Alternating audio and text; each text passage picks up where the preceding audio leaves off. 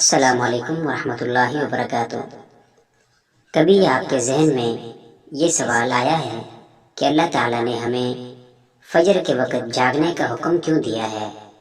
کیا فجر کا وقت صرف عنقریب پڑھنے کا وقت ہوتا ہے؟ کیا اس وقت کے پیچھے ایک راز پوشیدہ ہے؟ وہ راز کیا ہے؟ اس راز کو جاننے کے لیے ضروری ہے کہ ہم پہلے نماز کے بارے میں جانیں، جو ہم پر دن میں 5 مرتبہ فرض کی گئی ہے، اور یہ 5 نمازیں کس طرح فرض ہوئیں، اس کے پیچھے بھی ایک شاندار وجہ ہے، جس کا مظاہرہ سفر معراج میں اس وقت ہوا جب حضرت محمد صلی اللہ علیہ وسلم اللہ سے ملاقات کے لیے وقت کے انتہائی مختصر حصے میں 7ویں آسمان سے بھی آگے تشریف لے گئے تھے۔ اس رات اللہ تعالیٰ نے ایک خاص پس منظر میں اپنے حبیب صلی اللہ علیہ وسلم کو آسمان پر بلایا اور اپنے خصوصی انعامات سے نوازا۔ اس مبارک سفر میں اللہ تعالیٰ نے اپنے قرب خاص سے نوازا، انبیاء کرام علیہ السلام سے ملاقاتیں کروائی، جنت و جہنم کا مشاہدہ کروایا، اور نیکوں کے اجر و ثواب اور بروں کے انجام و عذاب کا نظارہ کروایا۔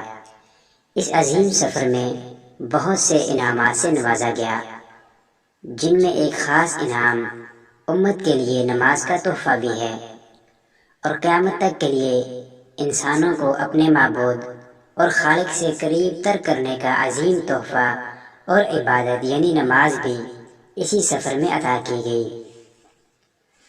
معراج کی رات جب آپ صلی اللہ علیہ وسلم کو اللہ نے 50 نمازوں کا حکم دیا، تو حضرت موسیٰ علیہ السلام کے کہنے پر آپ نے اللہ تعالیٰ سے 50 نمازوں میں نرمی کی درخواست کی، اور ایسا کئی بار ہوا، یہاں تک کہ اللہ تعالیٰ نے امت محمدی صلی اللہ علیہ وسلم کے لیے دن میں 5 نمازوں کا حکم دیا، جس کے بعد بھی حضرت موسیٰ علیہ السلام نے آپ صلی اللہ علیہ وسلم کو 5 نمازوں میں کمی کے لیے اللہ کے پاس ایک بار پھر جانے کا مشورہ دیا، لیکن تب آپ صلی اللہ علیہ وسلم نے فرمایا کہ میں نے اپنے رب سے کئی مرتبہ درخواست کر لی ہے، یہاں تک کہ اب مجھے حیا آ گئی ہے، اور اب میں راضی ہوں، اور اس حکم کو ہر طرح سے تسلیم کرتا ہوں۔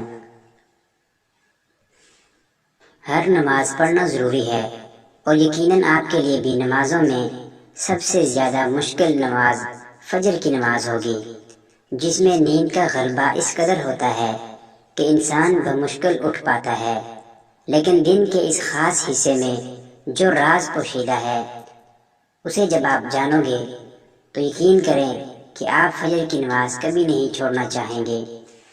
نماز فجر کے کچھ فضائل سماعت فرمائیں۔ 5 نمازوں میں سب سے اہم نماز فجر کی نماز ہے۔ اس کی اہمیت کا اندازہ اس بات سے لگائیں کہ اللہ تعالیٰ فجر کے وقت کی قسم اٹھاتے ہیں اور فرماتے ہیں، قسم ہے فجر کی اور 10 راتوں کی اور جفت اور طاق کی اور رات کی جب وہ چلنے لگے، یقیناً ان میں عقل مندوں کے لیے بڑی قسم ہے۔ حضرت عائشہ صدیقہ رضی اللہ تعالی عنہا سے روایت ہے کہ حضور صلی اللہ علیہ وسلم ارشاد فرماتے ہیں کہ فجر کی 2 رکعتیں دنیا و ما فیہا سے بہتر ہیں۔ یاد رکھیں کہ فجر کی باجماعت نماز ایک مسلمان کی صداقت اور اس کا ایمان پرکھنے کی کسوٹی ہے۔ حضرت عبداللہ بن عمر رضی اللہ تعالی عنہ فرماتے ہیں، ہم اگر فجر اور عشاء کی نماز میں کسی آدمی کو نہ پاتے تو اس کے بارے میں اچھا گمان نہیں رکھتے تھے۔ فجر کی نماز صبح کی نماز جہنم سے حجاب ہے، آڑ ہے۔ جناب رسول اللہ صلی اللہ علیہ وسلم نے فرمایا، جو شخص سورج نکلنے سے پہلے اور سورج ڈوبنے سے پہلے کی نمازیں یعنی فجر اور عصر پڑھتا ہے، وہ ہرگز جہنم کی آگ میں داخل نہیں ہوگا۔ فجر کی نماز جنت کی ضمان ہے۔ رسول اکرم صلی اللہ علیہ وسلم نے ارشاد فرمایا، جو شخص 2 ٹھنڈی نمازیں یعنی فجر اور عصر پابندی سے پڑھتا ہے، وہ جنت میں داخل ہوگا۔ سبحان اللہ۔ فجر کی نماز نہ پڑھنے پر وعید۔ حضرت عبداللہ رضی اللہ تعالیٰ عنہ سے روایت ہے کہ جناب رسول اللہ صلی اللہ علیہ وسلم کے سامنے ایسے شخص کا تذکرہ کیا گیا جو صبح ہونے تک سوتا رہتا ہے، یعنی فجر کی نماز ادا نہیں کرتا ہے، تو آپ صلی اللہ علیہ وسلم نے فرمایا ایسے شخص کے کانوں میں شیطان پیشاب کر دیتا ہے۔ فجر کی نماز کے لیے کس طرح اٹھیں؟ کیونکہ اس وقت نیند کا بہت زیادہ غلبہ ہوتا ہے۔ نمبر 1، رات کو حد الامکان جلدی سوئیں۔ نمبر 2، سوتے وقت فجر کی نماز جماعت سے ادا کرنے کا پختہ ارادہ کر لیں اور ارادہ کرنے میں مخلص بھی ہوں۔ نمبر 3، ایسے اسباب اختیار کریں جن سے فجر کی نماز کے لیے اٹھنا آسان ہو، مثلا الارم والی گھڑی میں مناسب وقت پر الارم سیٹ کر کے اس کو مناسب جگہ پر رکھیں۔ اگر ان امور کی رعایت کر کے سوئیں گے تو انشاءاللہ تعالی فجر کی نماز جماعت کے ساتھ ادا کرنا آسان ہوگا۔ پھر بھی اگر کسی دن اتفاق سے بیدار ہونے میں جاگ جانے میں تاخیر ہو جائے تو جس وقت بھی آنکھ کھلے سب سے پہلے نماز ادا کر لیں، انشاءاللہ تعالی تاخیر کا کوئی گناہ نہیں ہوگا۔ لیکن اس کو معمول بنانا گناہ پر مداومت کرنا ہے جو کسی بھی طرح جائز نہیں ہے۔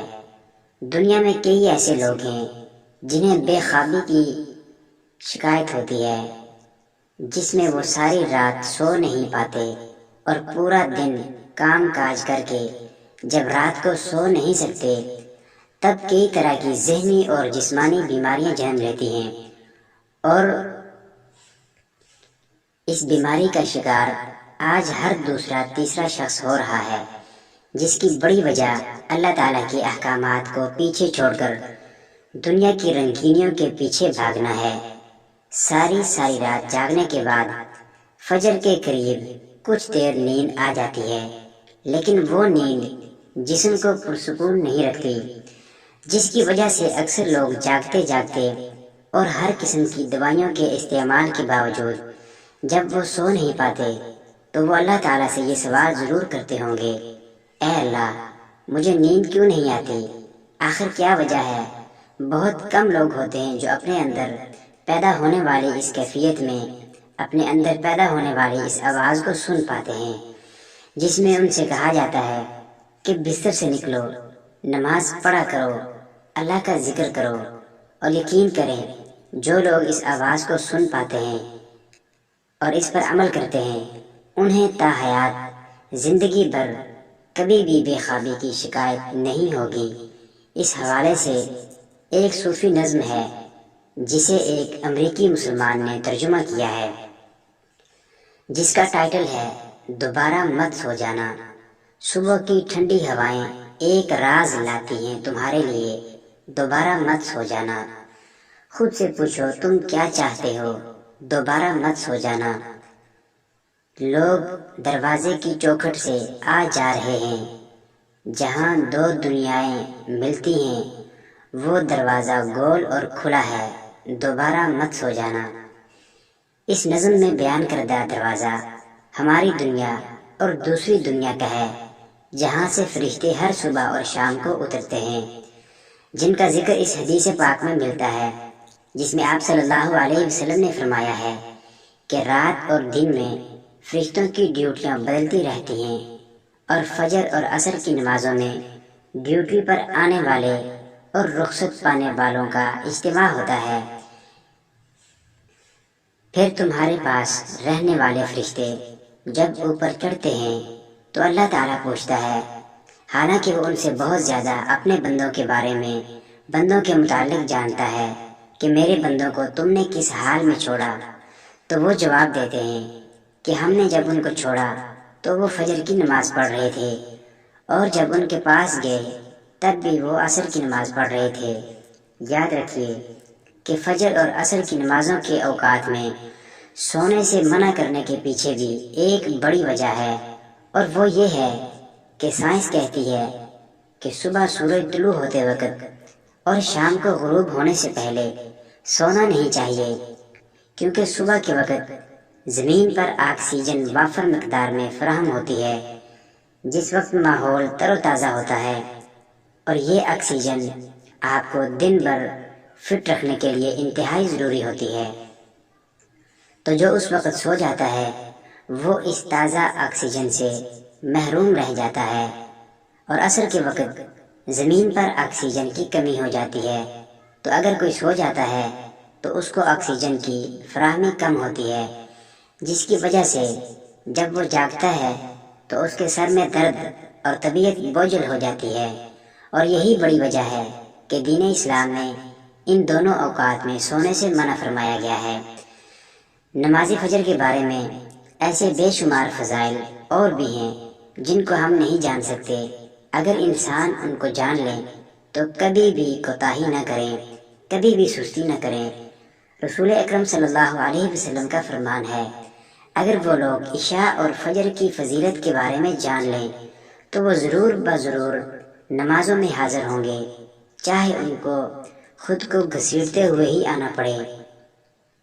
اب آپ خود اندازہ کیجئے کہ ایک طرف ان دونوں نمازوں کی یعنی فجر کی اور عصر کی کتنی فضیلت اور اہمیت ہے، اور دوسری طرف ان کی ادائیگی میں کتنی سستی اور لاپرواہی برتی جاتی ہے۔ اللہ تعالی ہم سب کو 5 وقت نماز پڑھنے کی توفیق عطا فرمائے، آمین ثم آمین۔ ویڈیو کے بارے میں